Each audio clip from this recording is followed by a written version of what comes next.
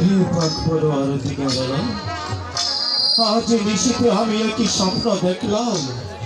কে যেন বলছি, হে নবাব তুমি পরপারে চলে আসো। আমার কি সত্যি পরপারে চলে যেতে হবে? হে মেহেরবানি খোদা, সত্যি যদি আমার মৃত্যু হয় তবে কে দেখবে এই রূপনগরের সিংহাসন? কে বসবে আমার এই মস্তকে? প্রচন্ড ব্যথা আমার বুকে। সত্যি আমার মন বলছে আমি আর বাঁচব না, কিন্তু আমার মনে বড় আশা ছিল। আমার একমাত্র পুত্র শিশু কামালকে রিক্তের ভার দিয়ে আমি পরপারে চলে গেলেও শান্তি পেতাম খোদা। এই কে আছিস? কে আছিস? বেটা, এই কে আছিস? আদেশ করুন জাহাপনা। এই তো আমি হাজির, বলুন কি করতে হবে? যাও এই মুহূর্তে উজির সাহেবকে, বেগম হুসনা বানুকে, আমার পুত্র শিশু কামালকে রাজ দরবারে নিয়ে আসো। আমি তাই যাচ্ছি হুজুর, আপনার আদেশ, আমি তাই যাচ্ছি।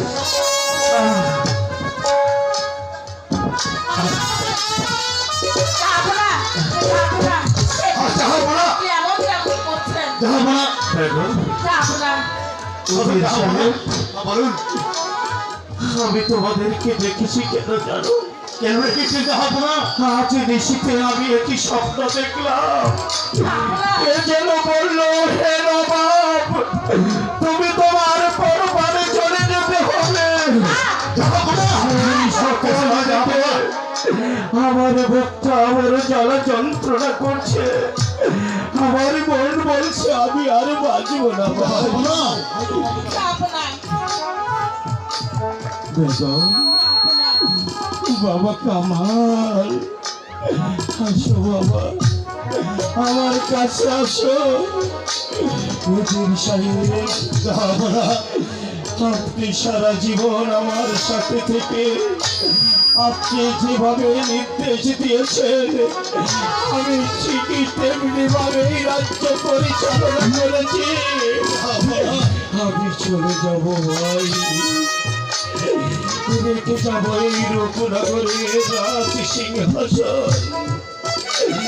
তাই তো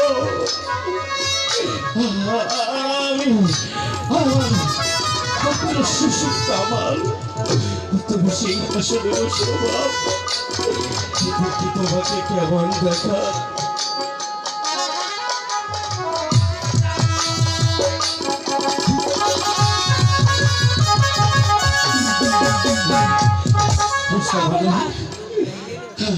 ভাই বুঝিবি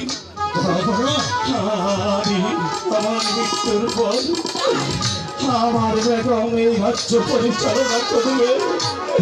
তাই তো তুমি আমার বেগম হুসনা বানুর সাথে থেকে তুমি যেভাবে আমাকে নির্দেশ দিয়ে এই রাজ্য পরিচালনা করিয়েছ, ঠিক তেমনি ভাবে হুসনা বানুর পাশে থেকে এই রূপনগরের রাজ্যটা পরিচালনা করবে। বেগম রাষ্ট্র পরিচালনা করছি না উজির সাহেব, রেখে গেলাম।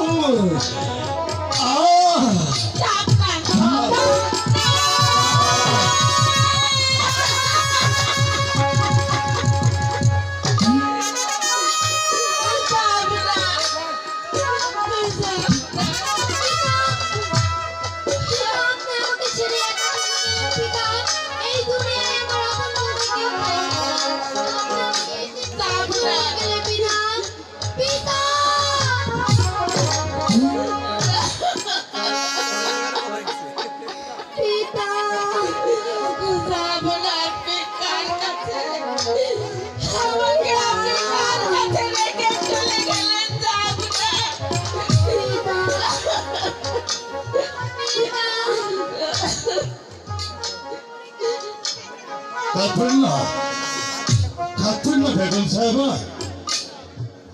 কেন বাবা কামাল শত রাত্রেও যে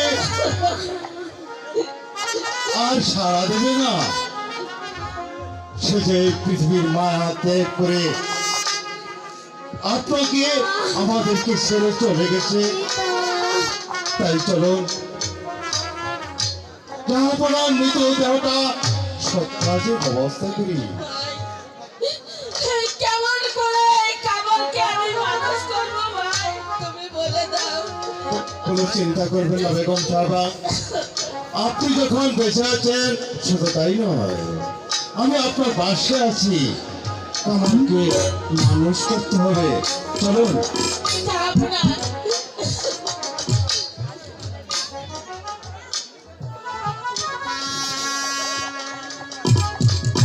ঠিক আছে ভাই, আমি কামালকে নিয়ে যাচ্ছি।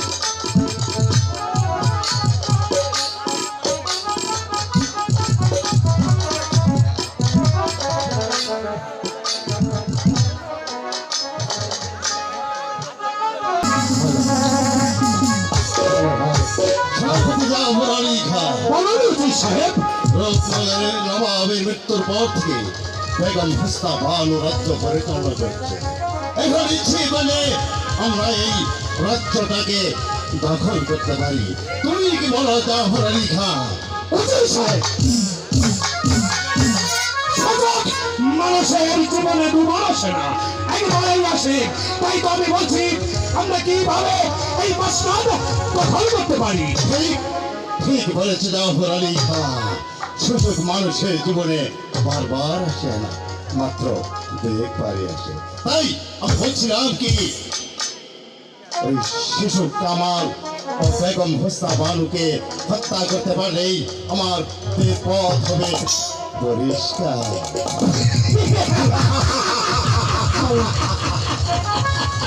ঠিক বলেছেন অজি সাহেব, ঠিক বলেছেন। কিন্তু আমি ভাবছি এই মুহূর্তে শিশু কামাল এবং ইব্রাহিমকে এবং হস্তাবালকে হত্যা করে বাচ্চার মধ্যে যে একটা গুরুতরের সৃষ্টি হয়ে যাবে। না, না, না, না! আমি ইব্রাহিম, তুমি এসেছো আমাদের কাছে বাধা দিতে। বাধা দিতে নাই সেনাপতি জাফর আলী খান, বাধা দিতে নাই উজিরা আলাদা। আমি এসেছি আপনাদেরকে পূর্বের কথাগুলো স্মরণ করে দিতে। ভুলে গেছে পৃথিবী সেই অতীতের কথাগুলো মনে করে দেখেন। একদিন আপনারা ক্ষুধার জ্বালায় ছটফট করছিলেন, স্ত্রী পুত্র নিয়ে রাস্তায় নেমেছিলেন। যুবকদের জন্য মানুষের কাছে হাত পেতে ভিক্ষে চেয়েছেন। কেউ আপনাদেরকে দয়া করেনি, আমাদের নবাব আপনাদেরকে দয়া করেনি। এই রাজ্যে স্থান দিয়েছেন, আপনাকে দিয়েছে সেনাপতির দায়িত্ব, আর আপনাকে দিয়েছে উজিরের দায়িত্ব। আজ তার মৃত্যু হতে না চাইবে, তার স্ত্রী পুত্র দেবে।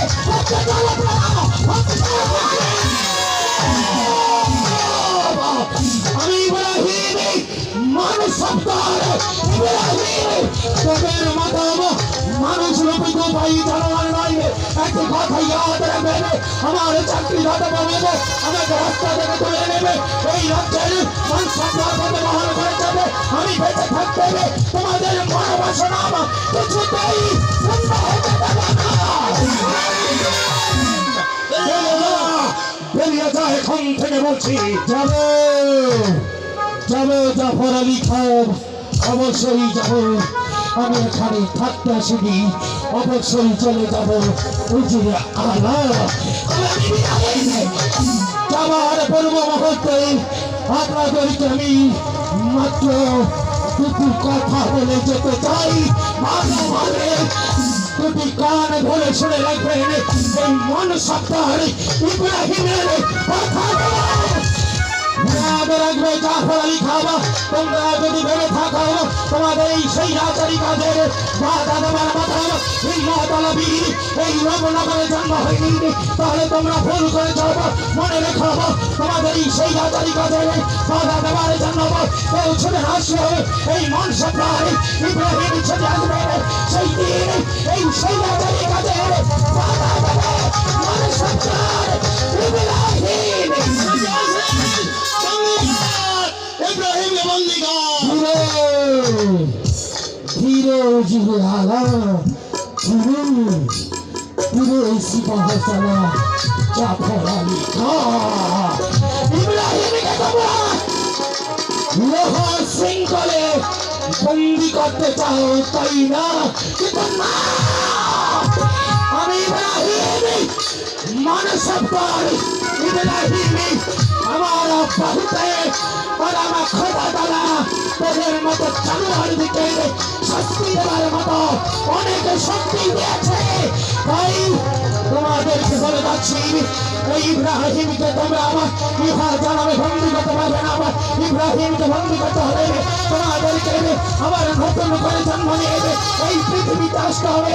একটি কথা মনে রাখবে, এই ইব্রাহিমকে বন্দি করবে এই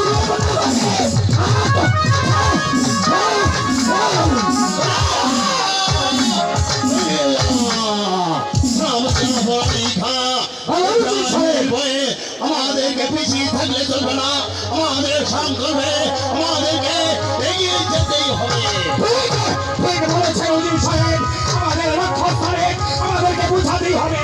ওই বর্ষার তারিখে আমরা যেভাবেই হোক আমরা হত্যা করে শিশু কামালকে হত্যা করবো। তারপরে বেগম সাহাবাকে হত্যা করেই আমাদের গভীর কথা হবে একেবারে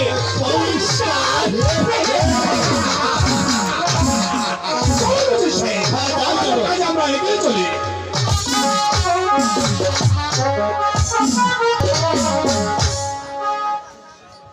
বাবা কামাল সেই পৃথিবী ছেড়ে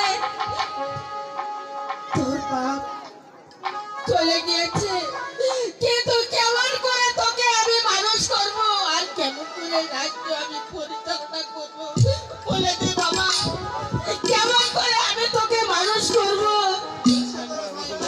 সর্বনাশ সর্বনাশ সর্বনাশ হয়ে গেছে, সর্বনাশ সর্বনাশ হয়ে গেছে, সর্বনাশ হয়ে গেছে।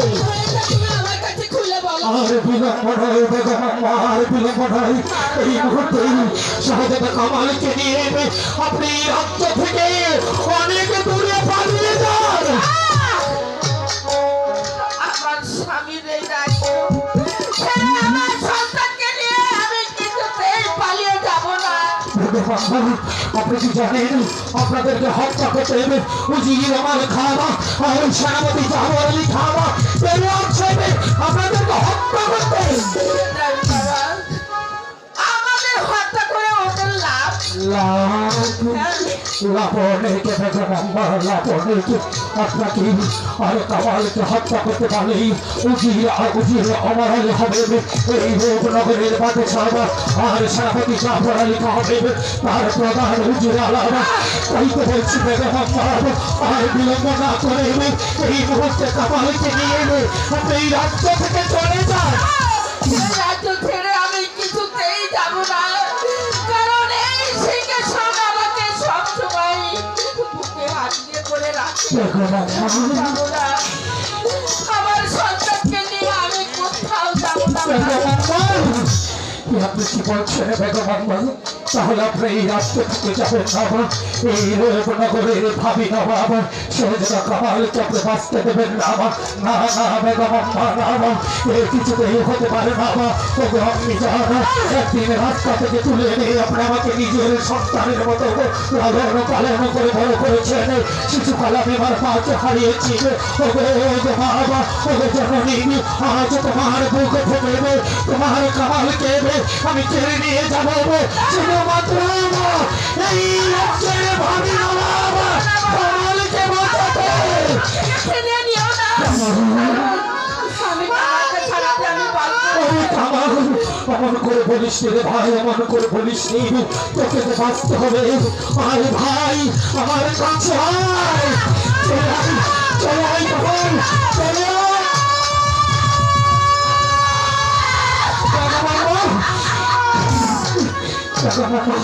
কাঁদবেন না বেগম আম্মা, কাঁদবেন না। আজ আপনার বুক শূন্য করে আপনার স্নেহের সন্তান আপনার সন্তান কামালকে নিয়ে যাচ্ছি। তবে যাবার পূর্বে আপনাকে আমি একটি কথা বলে যাচ্ছি, যদি আমি আপনার কামালকে লেখাপড়া শিখিয়ে মানুষের মতো মানুষ করবো, ওকে নিয়ে আসবে কি এই নগরে, সেই দিন আপনার চোখের সম্মুখে এই কামালকে এই নগরের অবস্থায় আমি প্রতিষ্ঠিত করব। আর যদি তোমার এই অতম সন্তান তোমার নয়নের মনে কলিজার কিছু সন্তানকে মানুষ করতে না পারে, লেখাপড়া শিখাতে না পারে, তাহলে এই ইব্রাহিম তোমার কাছে আর কোনোদিন ফিরে আসবে না। এই মুখ তোমাকে আর দেখাবে না। কামালকে বুকে নিয়ে এই ইব্রাহিম এই দুনিয়া থেকে চলে যাবে। চলে আসবেন, চলে আসবেন।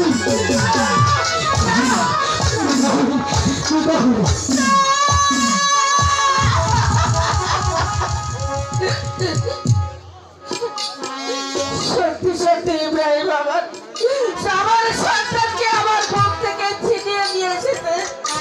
না, আমি ওখানে থাকবো না। আমি এই রাজসিংহাসন আমার পরিচালনা করতেই হবে, করতেই হবে।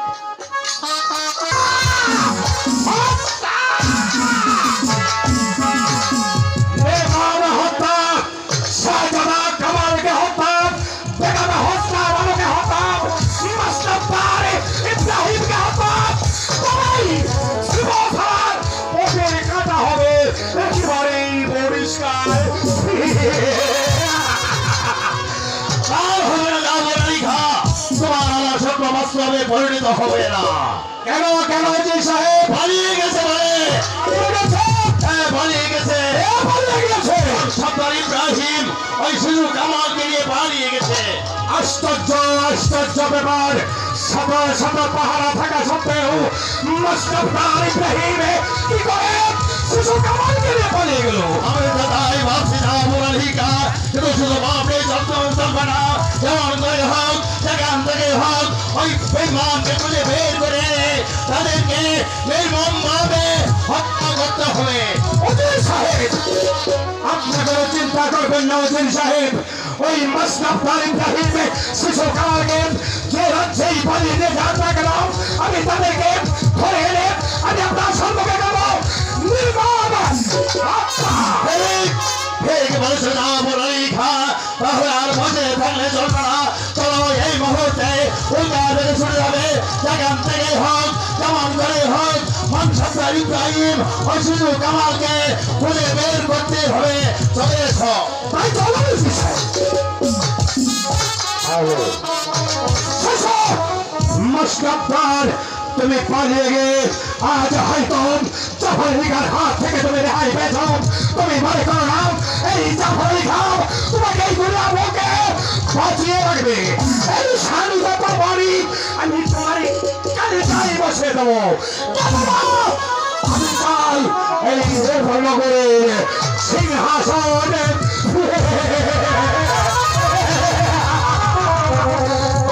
আমার নাম খানে খান মির্জা মোহাম্মদ জাফর আলী খান।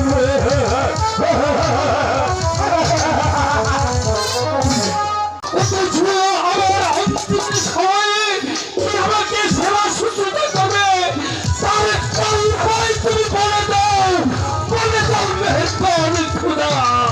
অনেক কামাল, আর একটু এগিয়ে চল ভাই, আর একটু এগিয়ে চল। কদমালি বাড়িতে আছে? কে তো রাত্রে আমাকে কদমালি চাষ সামনে প্রয়োগ করছে? কে তুমি? ইব্রাহিম, এত রাত্রে তুমি আমার বাসাতে চলে এসেছো? ভাই কদমালি, আজ বড্ড বিপদে পড়ে তোমার কাছে এসেছি ভাই। বিপদ? তাহলে বলো ভাই ইব্রাহিম, তোমার কি কিসের বিপদ? আমি জানি মেহেরবান খোদা তাআলা তোমাকে কোনো সন্তান দেয়নি, তাই তো এই নিশিতে এসেছি চাঁদের মতো ফুটফুটে একটি ছেলে সন্তান তোমায় দান করতে। একটু বলছো তুমি সত্যি কি সন্তান আমাকে দান করতে এসেছো? হ্যাঁ ভাই, তুই সন্তান তুই কোথায় পেলে?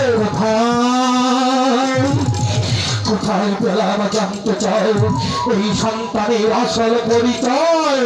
বলে ভাই, এই সন্তানের কি আসল পরিচয়? ভাই কথা বলি, এ হচ্ছে আমাদের জাহাপনার একমাত্র সন্তান শাহজাদা কামাল। কি বললেন? সেই নবাব পুত্র শাহজাদা কামাল, যার অন্যে আমরা প্রতিপালিত হয়েছি, সেই সন্তান, সেই নবাবের সন্তান তার আজই কত বলি ভাই কত বলি জাহাপনার মৃত্যুর পর উজির আমার ঘর সেনাপতি জাফর আলী খাবা শাহজাদা কামাল আর আম্মজানকে হত্যা করিবে নগরের মসনদ দখল করতে চায়। তাই তো রাতের অন্ধকারে বেগম সাহেবার কাছ থেকে শাহজাদা কামালকে আমি ছিনিয়ে নিয়ে এসেছি তোমার হাতে তুলে দেওয়ার জন্য।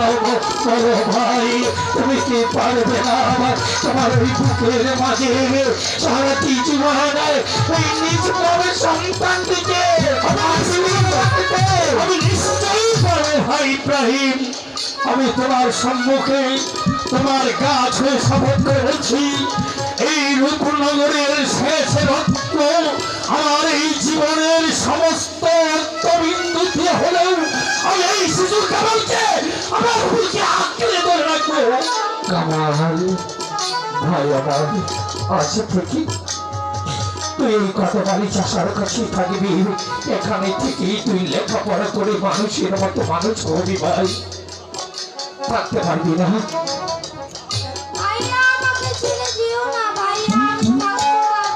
অনেক আমার করে বলিস নি, তোকে যে এখানে থাকতে হবে, তা না হলে যে আমি তোকে বাঁচাতে পারবো না রে ভাই। কামাল, এমন করে পিছনে কি আমাকে আকুল করে তুলিস রে ভাই, আকুল করে তুলিস রে। তোর মুখ থেকে একটি ভাইজান ডাক শুনলে আমার কালিজাটা কেঁপে ওঠে রে ভাই। তুমি কি করবো? নিয়তির পরিহাস, তোকে তো আমার বুকে আগিয়ে রাখতে পারবো না, তাহলে তোকে বাঁচাতে পারবো না। তাই তো আমি তোকে এই কত মালির কাছেই রেখে যাবো রে ভাই। কত মালি ভাইয়ার যে জাহাপনা আমাকে রাস্তা থেকে তুলে এনে লেখাপড়া শিখে মানুষের মতো মানুষ করেছে, এ রাজ্যের মন সত্তার পথে আমাকে বহাল করেছি, সেই শাহপনার একমাত্র সন্তান রূপনগরীর ভাবি নবাব বেগম আম্মার কলিজার টুকরোকে আমি তোমার কাছে রেখে যাচ্ছি ভাই। তোমার কাছে আমার শেষ অনুরোধ, আমার প্রাণের প্রিয় ভাই কামালের গায়ে একটা আঘাত তুমি পড়তে দিও না ভাই। কামালের গায়ে একটা আঘাত যদি লাগে, সেই আঘাত আমার বুকে ভাষা বদলে। ভাই ইব্রাহিম, তুমি যেমনি ভাবে পরের জন্য তোমার জীবনকে বাঁধ রেখে রাতের অন্ধকারে শিশু কামালকে নিয়ে আমার বাড়ি যেতেছ, আমি শোনার সঙ্গে সঙ্গেই আমি আমার বুকের ভেতর আমি বুঝে গেছি আসলে ঝড় চন্দ্রের যত্ন সেই প্রচন্ড ঝড়কে পেরিয়ে আমার এই বুকের তাজা রক্ত দেবে আমি রক্ষা করবো নবাবের শেষ রত্ন। আমি কত মালি শাহজাদা কামাল এখানে আছে, যদি ওরা জানতে পারিনি তাহলে কামাল করা বাঁচতে যাবে আমার। তাই তো আজ থেকে ওকে নতুন পরিচয় নতুন নামে তুমি বড় করবে। আজ থেকে ও আর শাহজাদা কামাল নাই। আজ থেকে এই ছেলেটি হবে অজমালি চাষার একমাত্র সন্তান কাজল। কাজল কাজল নামে ধীরে ধীরে তোমার বুকে বড় হবে। তুমি ওকে লেখাপড়া শিখাবে। চলে যাচ্ছি আমি এখান থেকে কথা বলি। আমি আমার ওই বেতারকের শাহী মহলে ফিরে যাবো না। আমি চলে যাবো অনেক দূরে। কোথায় যাবে তুমি? কোথায় যাবো? কি করবো আমি তোমাকে বলতে পারবো না। আমার শাহজাদা কামালকে রক্ষা করতে হবে, ওকে বাঁচাতে হবে। তাই তো আজ থেকে এই মান সরকার ইব্রাহিম আর যাবে না এই মহলে। আজ থেকে আমি হব দলিল দুশ্মন, দলিলের বন্ধু, শয়তানের আজরাইল, দর্শক কালী খান। ভাইজান যাবার পূর্বে আমার একটা অনুরোধ থাকবে। আমি তো গরিব, আমি তো অসহায়, আমার এই পৃথিবীতে আর কেউ নেই। তুমি সব সময় যেথায় থাকো আমার নাম স্মরণ রাখবে, এর নাম শুনবে, মাঝে মধ্যে সে তুমি আমার সংবাদ দেবে। তা না হলে হয়তো আমি এই ছবি থেকে পাওয়া যেতে পারবো না। না ভাই না, তুমি কোনো ভয় করো না। আমি মাঝে মধ্যে সেই কামালকে দেখে যাবো। ওই লেখাপড়ার সমস্ত খরচ আমি দেবো। তোমার কাছে আমার রয়েছে, তুমি শুধু কামালকে লেখাপড়া শিখিয়ে দেবে, মানুষ করে দেবে।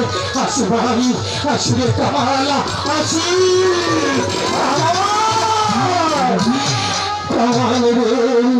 এমন করে আর কিছু রাখিস রে মালিক, এমন করে কিছু রাখিস নি।